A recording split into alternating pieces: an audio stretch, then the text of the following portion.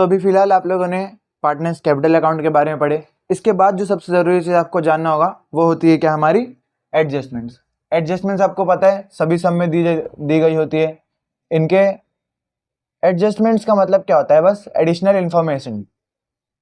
Additional information काम क्या करती है कि मान लो अगर हम कुछ भूल गए या कुछ एक्स्ट्रा कर दिए तो हमें वो करेक्ट करने में काम करता है कि जो हम लोगों से गलती हुई थी उसको करेक्ट करेंगे, या जो हम लोगों ने एक्स्ट्रा अमाउंट लिख दिया उसको करेक्ट करेंगे, या मान लो हमें जो डेटर्स थे उनसे पैसा अब नहीं मिला तो उनको हम बैड डेट्स बता करके वो एडजस्ट करेंगे। बस यही काम होता है एडजस्टमेंट का। अब ये जो चीज़ होती है एडजस्टमेंट्स का मिनिमम कितना इफेक्ट होता है सबको पता है, वो होता है 2 इफेक्ट्स। मतलब क्या, कोई भी एडजस्टमेंट अगर हम लोग करेंगे तो उसका मिनिमम एटलीस्ट 2 इफेक्ट्स तो होगा ही होगा। उसके अलावा और ज्यादा भी हो सकता है, 3 भी हो सकता है, 4 भी हो सकता है, बट मिनिमम 2 इफेक्ट्स होते ही है, ये कंफर्म है। तो सबसे पहली एडजस्टमेंट सबको पता है, वो क्या होती है, हमारी क्लोजिंग स्टॉक की। क्लोजिंग स्टॉक दिया होगा या फिर स्टॉक ऑन 31 मार्च ईयर का एंडिंग दिया होगा। अगर ये दिया हुआ है तो आप लोगों को समझ जाना है कि कौन सा स्टॉक है, क्लोजिंग स्टॉक है। इसका भी जो दोनों इफेक्ट है वो कहां पर होता है हम लोग वो देखते हैं। सबसे पहला इफेक्ट इसका कहां पर जाता है, वो होता है ट्रेडिंग अकाउंट के क्रेडिट साइड में।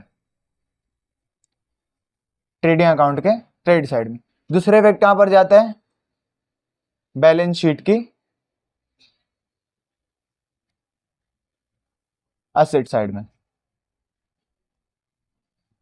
अब अगर आप लोग ये चीजें ध्यान रखोगे तो आपको एडजस्टमेंट करने में आसानी होगी। ये चीजें आपको लिख के रखना है और फिर आपको ये चीजें याद भी रहनी चाहिए। अब कभी कभार क्या होता है ना कि जो क्लोजिंग स्टॉक है उसका हमें 2 अमाउंट दिया होता है। मान लो हमें अमाउंट कितना दिया हुआ है इसका, एक तरफ दिया हुआ है 30,000 और एक तरफ दिया हुआ है 32,000। तो हम लोग हमेशा कौन सा अमाउंट इसमें लेते हैं, अगर आप लोगों को याद होगा 11th में किए हुए, तो हम लोग कौन सा प्राइस लेंगे, हम लोग हमेशा वो प्राइस लेंगे जो भी सबसे छोटा वाला अमाउंट होगा। सबसे छोटा अमाउंट इसमें कौन सा है, एक 32,000 और एक 30,000 है। इन दोनों में छोटा कौन सा है, 30,000। तो हम लोग 30,000 वाले अमाउंट को लेंगे। इसका इफेक्ट आप लोगों को ध्यान रखना होगा, एक होगा ट्रेडिंग अकाउंट की क्रेडिट साइड, दूसरा होगा बैलेंस शीट के एसेट साइड। उसके बाद जो नेक्स्ट एडजस्टमेंट आती है वो कौन सी है, तो हमारा क्लोजिंग स्टॉक करके हो चुका है। अब जो दूसरी एडजस्टमेंट आती है वो होती है आउटस्टैंडिंग या फिर अनपेड एक्सपेंसेस। देखो आउटस्टैंडिंग और अनपेड एक्सपेंसेस क्या होता है, हमारा वो एक्सपेंस जो हमें देना बाकी, मतलब क्या, जो हम देना भूल गए या गलती से डिले हो गया थोड़ा, तो वो देना भी बाकी रहेगा, वो होता है आउटस्टैंडिंग और अनपेड एक्सपेंसेस। उसका सबसे पहले इफेक्ट क्या होगा, जो भी एक्सपेंस की बात हो रही है उसमें वो ऐड हो जाएगा। और दूसरा इफेक्ट क्या होगा, बैलेंस शीट की लायबिलिटी साइड में आएगा। लायबिलिटी साइड में क्यों जाएगा, आप सोचो। देखो अगर मुझे किसी को पैसा देना बाकी है या मैं किसी को पैसा देना भूल गया हूँ तो मेरी जिम्मेदारी बन गई है। जिम्मेदारी का मतलब क्या होता है, लायबिलिटी। तो वो कहां पर जाएगा, लायबिलिटी में। तो दूसरी एडजस्टमेंट कौन सी है हमारी, वो है आउटस्टैंडिंग और अनपेड एक्सपेंसेस। इसका पहला इफेक्ट मैंने क्या बताया, वो है एड इन एक्सपेंस। एक्सपेंस मतलब क्या, जो भी अमाउंट, जो भी नाम दिया होगा एक्सपेंस का उसमें हमें ऐड करना होगा, चाहे वो रेंट हो, सैलरी हो, कुछ भी। दूसरा इफेक्ट जाएगा बैलेंस शीट की लायबिलिटी साइड।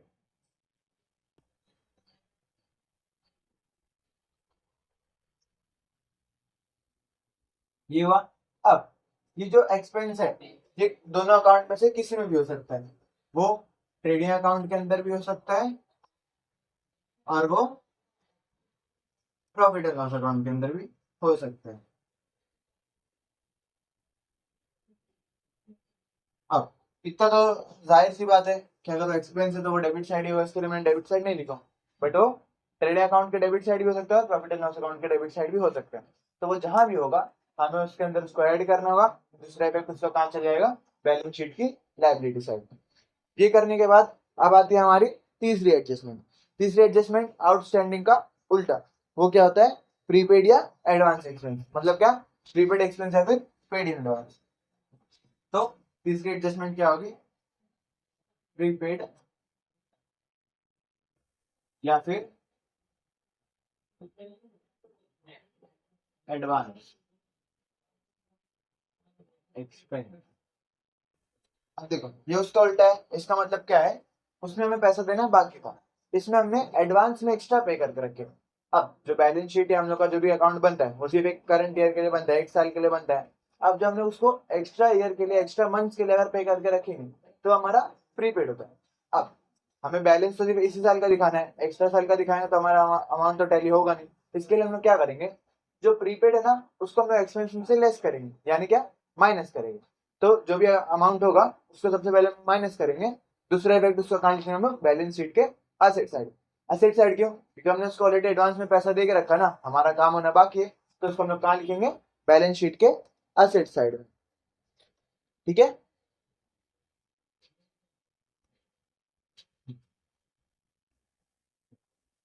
तो सबसे पहले पहले इफेक्ट इसका क्या होगा, लेस फ्रॉम एक्सपेंसेस। सेम ये भी कहां पर होगा, ट्रेडिंग अकाउंट में भी हो सकता है और प्रॉफिट एंड लॉस अकाउंट में भी हो सकता है। अब ये भी सेम है, अगर एक्सपेंस और एक्सपेंस दिया हो तो मतलब डेबिट साइड की बात होगी, तो डेबिट साइड की बात होगी, इसके लिए डेबिट मैंने नहीं लिया। अब दूसरा इफेक्ट इसका कहां पर जाएगा, बैलेंस शीट की असेट साइड। सारी चीजें आपको ध्यान रखना है, याद रख लो, ये आप याद रखोगे तो आपको पूरे चैप्टर में काफी इजी पड़ेगा। वैसे देखा है तो 11th में तो आप लोगों ने चीज पढ़े ही होगे, तो इसके लिए एक टाइप का रिविजन भी है और चैप्टर्स कंटिन्यू करने की तैयारी भी है।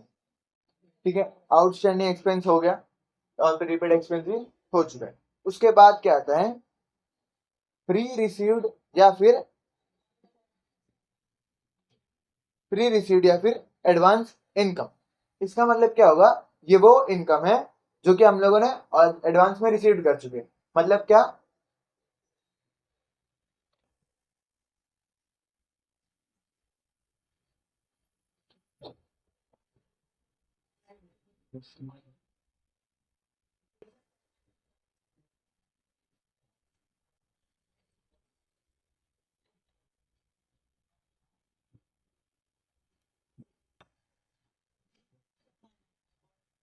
तो इसके बाद जो एडजस्टमेंट होती है वो होती है आउटस्टैंडिंग इनकम रिसीव्ड या फिर एक्रूड इनकम।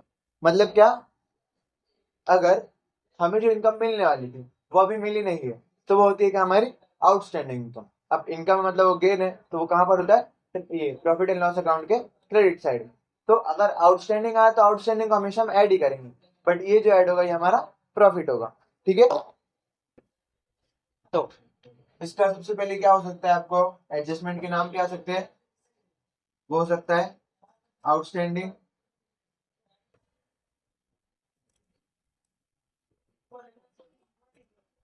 या फिर अनरिसीव्ड या फिर एक्रूड इनकम। इसका मतलब क्या होगा कि हमें जो इनकम मिलने वाली थी अभी तक नहीं मिली, तो इसका सबसे पहला इफेक्ट क्या होगा, आउटस्टैंडिंग है तो हमेशा ऐड ही होगा, बट किस में ऐड होगा, इनकम में।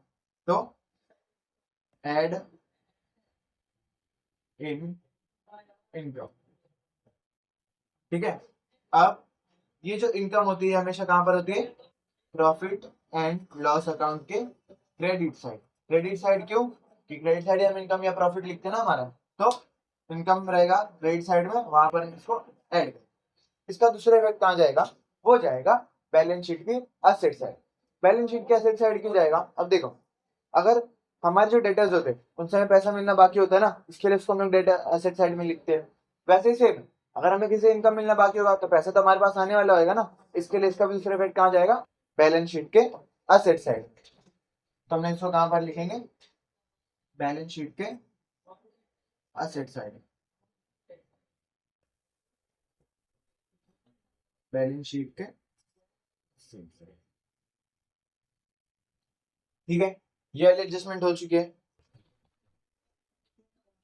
Got the man with the plan right here. It's right now.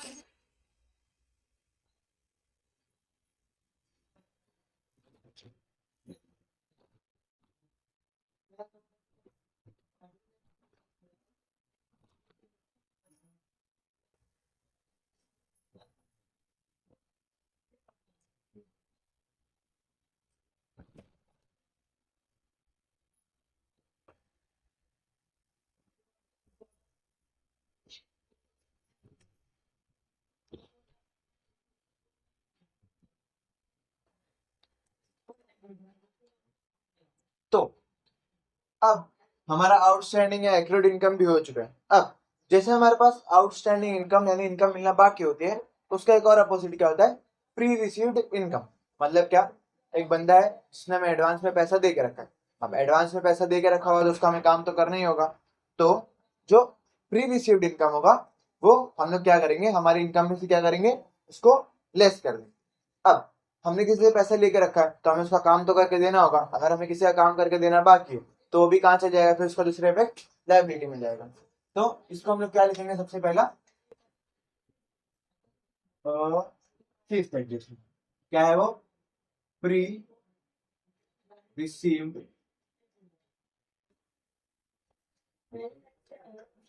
या फिर एडवांस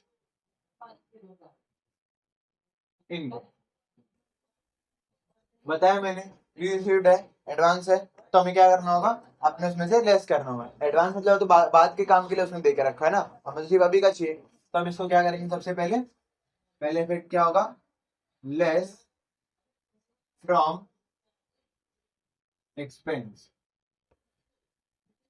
ये इनकम फिर से कहां पर होगी, प्रॉफिट एंड लॉस अकाउंट के क्रेडिट साइड। इनकम हमेशा क्रेडिट में होती है। दूसरा इफेक्ट मैंने क्या बोला इसका, लायबिलिटी साइड, बैलेंस शीट की लायबिलिटी साइड। लायबिलिटी साइड क्यों हो गया, क्योंकि हमारा काम करना भी बाकी है। ठीक है, हमारी छठी एडजस्टमेंट भी हो गई। उसके बाद क्या आता है फिर, सॉरी हमारे अभी 5 एडजस्टमेंट हुई है। इसके बाद जो एडजस्टमेंट आती है वो देखते हैं हम लोग कौन सी। ये एडजस्टमेंट आप लोग पिछली बार कर चुके हो, वो क्या है, डेप्रिसिएशन ऑन फिक्स्ड एसेट्स। ये एडजस्टमेंट हम लोगों ने 11th में भी सीखे है, उसके नाम पर तो पूरा चैप्टर था। डेप्रिसिएशन का मतलब क्या होता है, हमारे एसेट की वैल्यू कम हो। अब देखो एसेट की वैल्यू कम होगी तो हमें जाहिर सी बात है एसेट में उसको माइनस करना पड़ेगा। तो पहले इफेक्ट तो हमें ऐसे ही मिल गया। क्या करेंगे हम लोग, जो भी एसेट का डेप्रिसिएशन है उसमें से अमाउंट माइनस करेंगे। उसके बाद अगर एसेट की वैल्यू कम हो रही है तो ये हमारा फायदा हो रहा है या नुकसान हो रहा है। वैल्यू कम होगी तो जाहिर सी बात है, अगर आपने किसी चीज को 50,000 रुपये में खरीदे थे, अब वो 40,000 की हो गई, तो 10,000 का तो लॉस हो रहा है ना। तो अगर लॉस होगा तो हम लोग उसको कहाँ लिखेंगे, प्रॉफिट एंड लॉस अकाउंट की डेबिट साइड में। क्यों, क्योंकि डेबिट साइड में हमेशा क्या लिखते हैं, लॉस। तो सबसे पहले इसका इफेक्ट क्या होगा, लेस फ्रॉम एसेट्स। मतलब क्या, जो भी एसेट का नाम दिया होगा, जो भी एसेट को डेप्रिसिएशन लगना होगा, उसमें से हम लोग उसको क्या करेंगे, माइनस करेंगे। और दूसरा इफेक्ट कहाँ जाएगा इसका, प्रॉफिट एंड लॉस अकाउंट के कौन सी साइड, डेबिट साइड। क्यों, क्योंकि यहाँ पर हमेशा क्या रहता है, लॉस।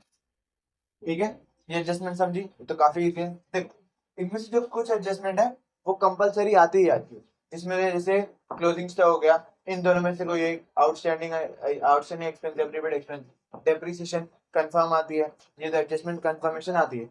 सम के अंदर आपको 6 एडजस्टमेंट्स दी रहेगी, उन 6 को आपको सॉल्व करना होगा। उसके बाद जो आता है वो क्या होता है, बैड डेट्स। बैड डेट्स भी आप सब लोगों को पता है। बैड डेट्स का मतलब क्या होता है,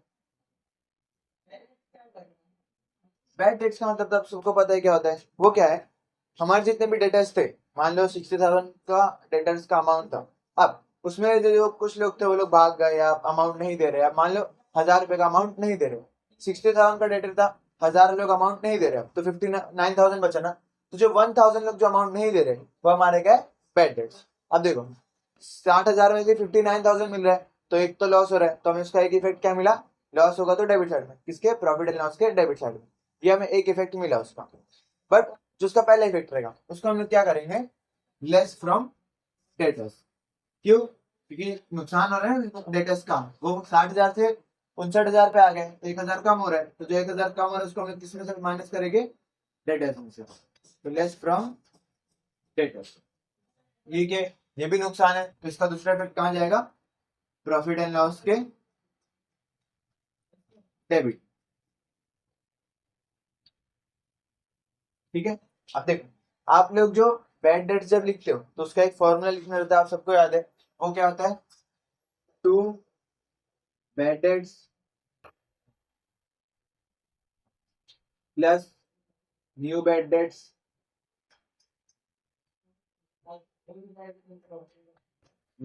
प्लस न्यू आरडीडी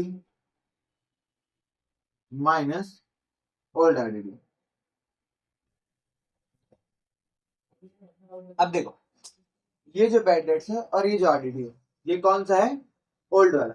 ओल्ड मतलब क्या, जो हमें सम के अंदर या फिर ट्रायल बैलेंस के अंदर दिया होगा। अगर आपको ऐसे नहीं याद रहा है तो ये याद रखना, हमारा जो क्वेश्चन वाला बॉक्स होता है ना, बॉक्स के अंदर अगर बैड डेट्स और आरडीडी दिया हुआ है तो वो कौन सा है, ओल्ड है। जो न्यू बैड डेट्स और न्यू आरडीडी होता है वो हमेशा कहाँ मिलता है, हमें एडजस्टमेंट्स के अंदर। तो ये वाला जो बैड डेट्स है ये हमारा न्यू बैड डेट्स होगा। अगर आपको चारों चीजें सम में दी गई है तो आपको इस फॉर्मूले से इसको सॉल्व करना रहेगा। ये पूरा फॉर्मूला आप लोग कहाँ पर लिखोगे, प्रॉफिट एंड लॉस अकाउंट के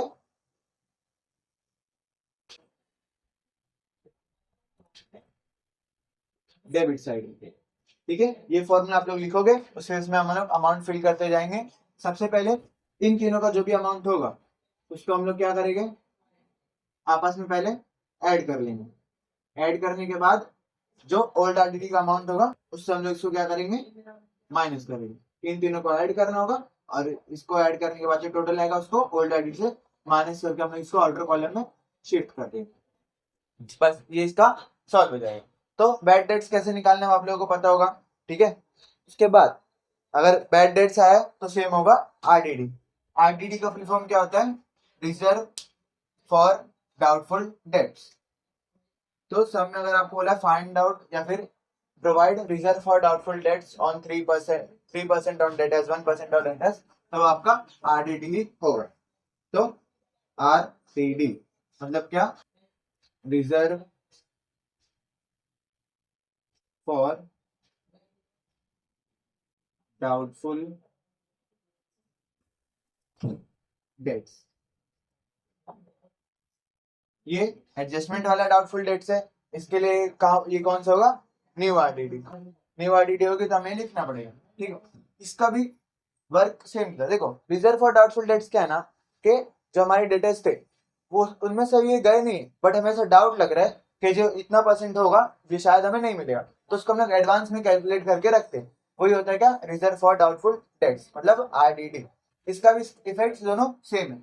क्या रहेगा, सबसे पहले इफेक्ट आप लोग क्या करोगे, लेस फ्रॉम डेटर्स। डेटर्स क्यों, क्योंकि डेट्स है ना, डाउटफुल डेट्स है, हमें भी इस पर डाउट है, जिसके हम उसको डेटर्स में से पहले लेस कर देंगे। दूसरा इफेक्ट ये भी हमारा लॉस है, तो कहां चल जाएगा, प्रॉफिट एंड लॉस अकाउंट के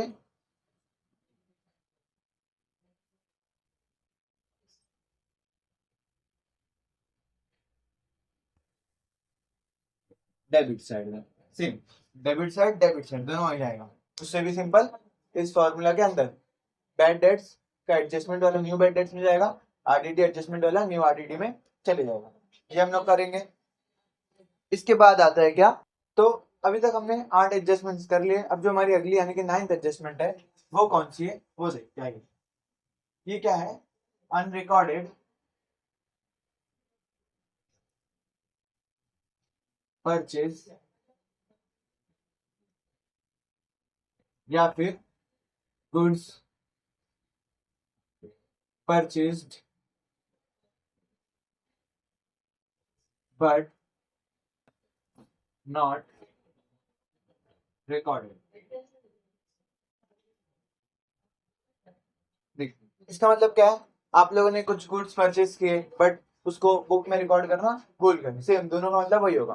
तो अगर आप लोग सबसे पहले परचेज करना भूल जा रहे, मतलब परचेज का अमाउंट आप लोगों का गलत है, तो पहला इफेक्ट तो इसका इजी है, आप लोग क्या करोगे, परचेज के अंदर ऐड कर दोगे इसको। दूसरा, अब देखो आप लोगों ने जब परचेज किया, अगर आप किसी से सामान लेते हो तो आपको उसको पैसा देना बाकी होता है, अगर किसी को पैसा देना बाकी तो आपके लिए क्या है, वो क्रेडिटर है। तो दूसरा इफेक्ट इसका क्या हो जाएगा, अब इसको बस क्रेडिटर में ऐड कर दोगे, समझा। परचेज में हम लोगों ने लिखे नहीं, मतलब परचेज के रिकॉर्ड नहीं किए, तो क्या कर रहे हैं, परचेज में ऐड कर रहे हैं। अब परचेज किए तो उसको पैसा देना बाकी है, पैसा देना बाकी है, तो हम लोग क्या कर देंगे, क्रेडिटर्स के अंदर ऐड कर देंगे। दोनों इफेक्ट क्या करना है हमको, ऐड ही कर। सबसे पहले इफेक्ट क्या करना है हम लोगों को, ऐड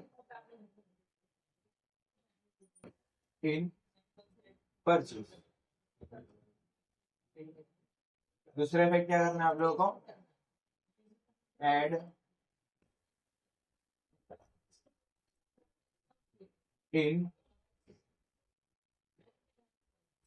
क्रेडिटर्स, ठीक है।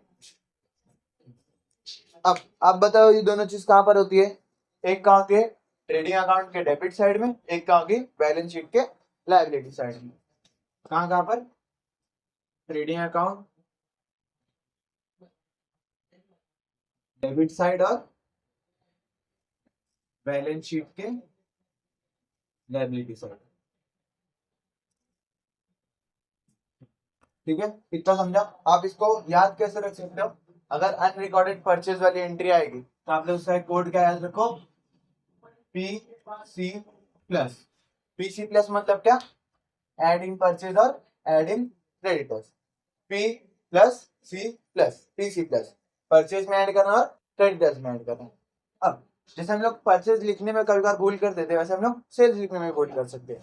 तो जो हमारी अगली एंट्री है वो इससे रिलेटेड है, वो क्या है हमारा, देखते हैं उसका नाम क्या है, अनरिकॉर्डेड सेल्स या फिर क्या, गुड्स सेल्स, क्या है वो, अनरिकॉर्डेड सेल्स या फिर goods sold but not recorded या फिर एंट्री फाउंड, दोनों सेम ही होगा। अब सेम देखो, आप लोगों ने सेल्स में रिकॉर्डिंग नहीं किया, मतलब कुछ सामान बेचे थे, उसका अमाउंट तुम लोग लिखना भूल गए, तो अनरिकॉर्डेड सेल्स है। आप सेल्स में लिखना भूले तो हमें जाहिर सी बात है उसमें ऐड करना होगा। अब अगर आप किसी को सामान बेचते हो, सामान बेचते हो तो उससे पैसा मिलना बाकी होगा, जिससे पैसा मिलना बाकी होता है हमारे लिए क्या होता है, वो होता है हमारा डेटर्स। तो अगर आपने अनरिकॉर्डेड सेल्स गलती से कर दियो, मतलब सेल्स की एंट्री नहीं की हो, तो इसका पहला इफेक्ट क्या होगा, आप लोग सेल्स में ऐड करोगे, दूसरा इफेक्ट कहाँ लिखोगे, डेटर्स में ऐड कर दोगे। क्यों, ताकि जिनको आप लोगों ने गुड्स दिए उनसे पैसे लेना बाकी आप लोग वो पता करोगे। तो इफेक्ट क्या करेगा इसमें, सबसे पहला ऐड इन सेल्स, ये कहां पर रहेगा, ट्रेडिंग अकाउंट के क्रेडिट साइड में, ठीक है। दूसरा इफेक्ट क्या लिखोगे आप लोग, ऐड इन डेटर्स। क्यों, क्योंकि आप लोगों ने पैसा दियो, गुड्स बेचे बट उसका पैसा आना भी बाकी है, तो ये कहाँ होता है, बैलेंस शीट के असेट्स साइड, ठीक है। अब जैसे इसका कोड है वो क्या है, वो है PC प्लस, वैसे इसका भी कोड है वो क्या होगा, SD प्लस। SD प्लस मतलब क्या, सेल्स में ऐड और डेटर्स में ऐड, तो SD प्लस। ये एडजस्टमेंट भी आप लोगों को समझ गई, अनरिकॉर्डेड परचेज और अनरिकॉर्डेड सेल्स, ठीक है।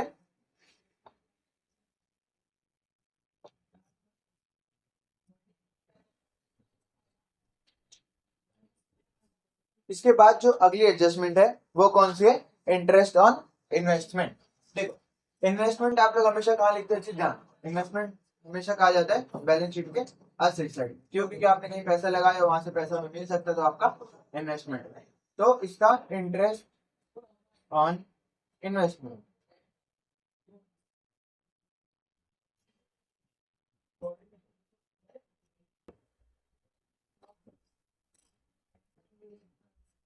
इंटरेस्ट ऑन इन्वेस्टमेंट, तो देखो इसका जो सबसे पहले इफेक्ट होगा वो क्या होगा, इन्वेस्टमेंट के अंदर ऐड करना है। इंटरेस्ट कभी भी आएगा चाहे वो किसी भी चीज का, उसको हमें उसमें ऐड तो करना ही पड़ता है।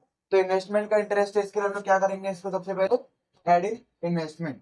पहले इफेक्ट इसका क्या होगा, ऐड इन इन्वेस्टमेंट।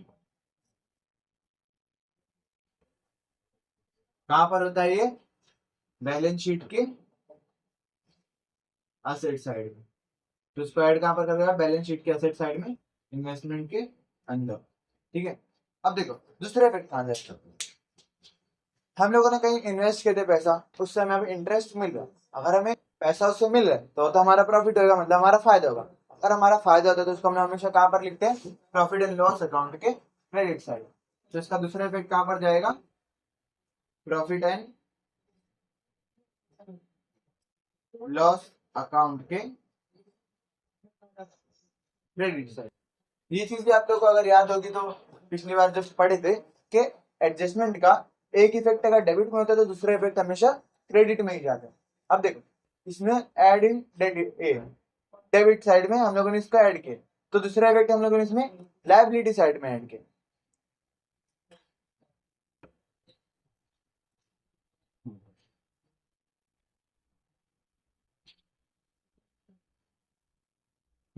तो इंटरेस्ट ऑन इन्वेस्टमेंट हमारा हो चुका है। वैसे ही अब सेम चीज क्या आती है, इंटरेस्ट ऑन बैंक लोन। जैसे हम लोग इन्वेस्टमेंट अगर करते तो उसमें हमें इंटरेस्ट मिलता है, बट जब हम लोग बैंक लोन लेते तो उसमें हमें इंटरेस्ट देना पड़ता है।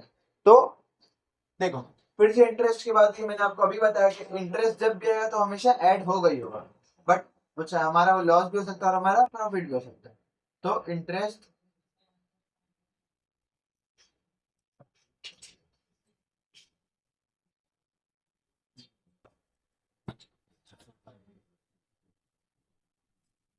Interest on bank, bank loan हमेशा हम लोग कहां पर लिखते हैं, लायबिलिटी के अंदर। तो ध्यान रखो। अब से जैसा मैंने बताया इंटरेस्ट है तो हमेशा ऐड होगा, किसमें ऐड होगा, जिसका भी इंटरेस्ट हम लोग दे रहे हैं ले रहे हैं उसमें। तो बैंक लोन का इंटरेस्ट इसके लिए बैंक लोन में ऐड हो जाएगा। तो हम लोग क्या करेंगे, पहले effect add in bank loan. वो कहां पर होता है, बैलेंस शीट की लायबिलिटी साइड में। ठीक है, अब देखो ये हमने इन्वेस्टमेंट पे इंटरेस्ट मिल रहा था तो हमारा प्रॉफिट, अब हम बैंक लोन पे इंटरेस्ट दे रहे तो ये हमारा लॉस होगा। अगर लॉस हो तो उसको हमने कहा लिखते हैं हमेशा, प्रॉफिट एंड लॉस अकाउंट के डेबिट साइड। तो दूसरे में कहां पर जाएगा इसका, प्रॉफिट एंड लॉस अकाउंट के डेबिट साइड। क्यों, क्योंकि ये लॉस है। ये हुआ, हमारी 12वीं एडजस्टमेंट भी हो चुकी है।